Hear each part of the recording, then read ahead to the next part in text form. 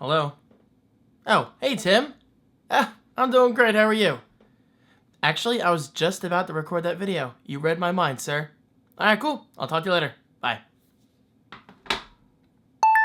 Hey guys, how are you? David Franco here. I know, that was an incredibly cheesy intro. I just like to amuse myself. Last week, I uploaded a video called My iPod Collection. And well, it's exactly what it sounded like.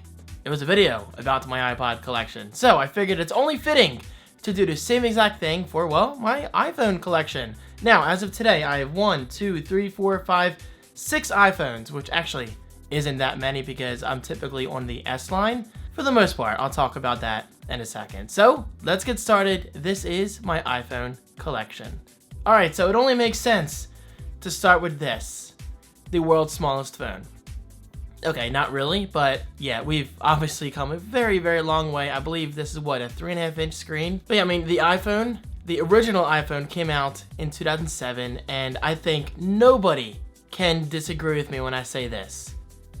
This thing changed the world. It changed the industry. It changed smartphones forever. The original iPhone was a game changer. But my God, look how tiny it is by today's standards. This is an iPhone 7 Plus, and of course, the original iPhone.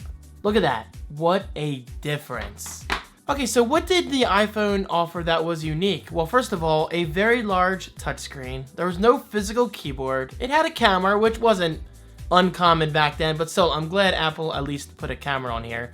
It's a crappy camera by today's standards, but you know what? Back then, it was great. But perhaps the most interesting feature of all was multi-touch. I don't think anyone before the days of the iPhone actually used a phone with multi-touch.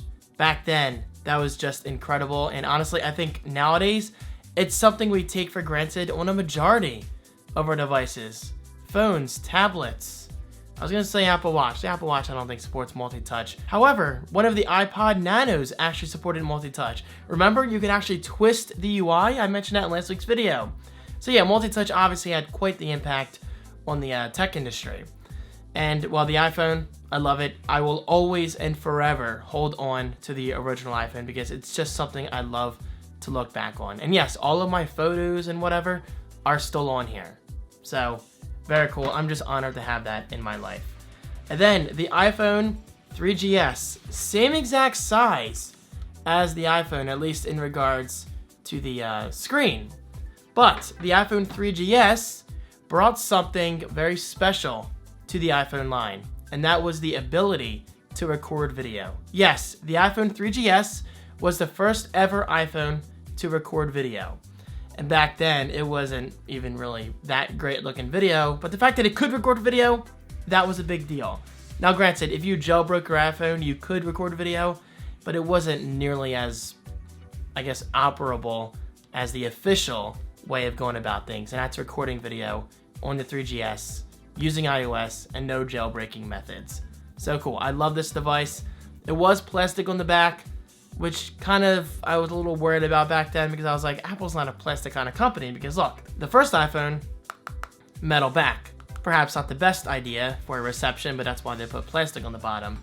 But to go with an all plastic back, for the most part anyway, I was like, but you know what? I think the overall design looked great, and of course, it was white. I loved this iPhone in white. And then jumping forward by 2 years, the iPhone 4S. Unfortunately, this came out shortly after Steve Jobs passed away. Rest in peace. But this iPhone, I think, is still my favorite design of all time. My favorite iPhone design. Because look at this, a glass back. This thing just screamed premium. I believe eventually, yep, this is the one. My power button eventually just stopped clicking. It was a common issue, unfortunately. However, the time I put into this device is something I will never forget. It was the first iPhone with Siri and just a glass back, beautiful overall design. And I believe the iPhone 4 and 4S introduced antenna gate, maybe? I think the iPhone 4 is the famous iPhone where Steve Jobs said you're holding it wrong. Because back then, look, we got metal all around here, the antenna's right there. So yeah, this iPhone and the 4 brought some controversy, but what iPhone doesn't bring controversy? People just like to complain. Skipping ahead 2 years again, I got the iPhone 5S. Yes, do you see a pattern? 3GS, 4S, 5S. So I was definitely an S kind of user. That's just how it worked out in my contract. iPhone 5S, the first iPhone ever to introduce Touch ID. And Touch ID, as I'm sure you can imagine, changed iPhones forever. Now with that said, we do have the iPhone 10, which doesn't support Touch ID, it supports Face ID, and in theory that has the same potential to have the a similar kind of impact that Touch ID has had on the industry. I don't know if it's going to be as big, but like I said, it definitely has the potential. So we'll see, it's obviously too early to tell. But yes, the 5S was great, and look, we got a nice size increase going from the 4S to the 5S, or just the 5 in general. So very nice, and I will always and forever love this iPhone. It's not my favorite design because that whole duotone thing, still not a huge fan of that, but with Touch ID and the beautiful display and all that stuff, excellent phone. The iPhone 6S, my first iPhone ever to record 4K video. I loved this iPhone. I put a lot of time into it. Fully working, I mean, it's obviously dead right now, but by fully working, I mean the home button is still working, and unfortunately the 7 Plus, I'll talk about that in a second, I broke that. The home button anyway. But yes, the iPhone 6S was incredible for its time. It still had those ugly antenna lines, which I still hate. I mean, I'm not gonna lie, it doesn't look terrible, but it could look better, and thankfully they resolved that on the newer iPhones. You hear that boom? They're building a house. Anyway, yes, they're literally building a house behind my house. So yeah, Apple eventually did get better at integrating the antenna line into the iPhone design itself. But anyway, going back to the iPhone 6S, I love this phone. 4K video, beautiful display, Touch ID was faster than ever. Great phone. And actually, I'm considering using this for a little bit until I get the iPhone 10 because of one main feature. Well, lack of feature for that matter. And it's all my fault. My home button, Touch ID, just doesn't work at all because I got into a little biking accident and driftwood. I didn't get hurt. Okay, so it hurt a little bit, but I managed to hold on to my bike. My bike literally went straight into the air, and I didn't fall off.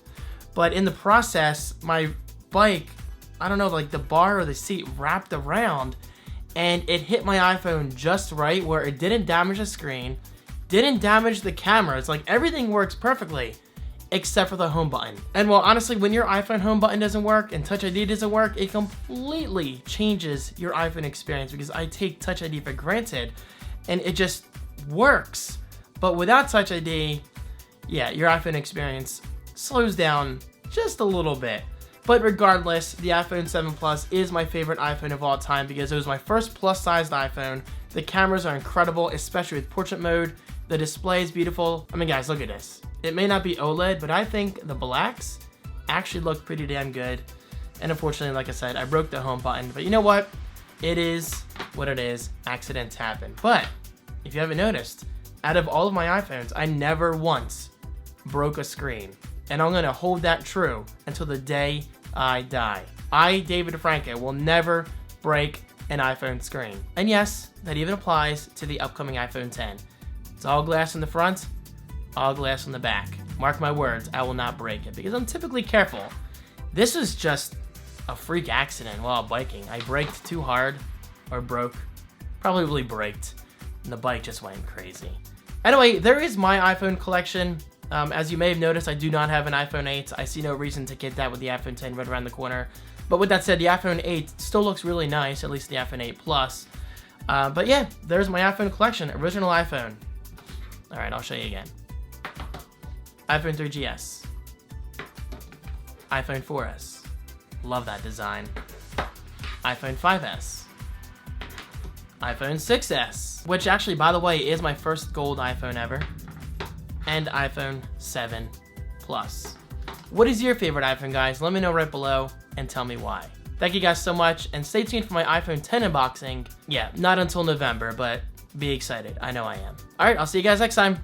Peace. And the boom, boom. Skia. Boom, boom. You done know. Big shock. Yo, yeah.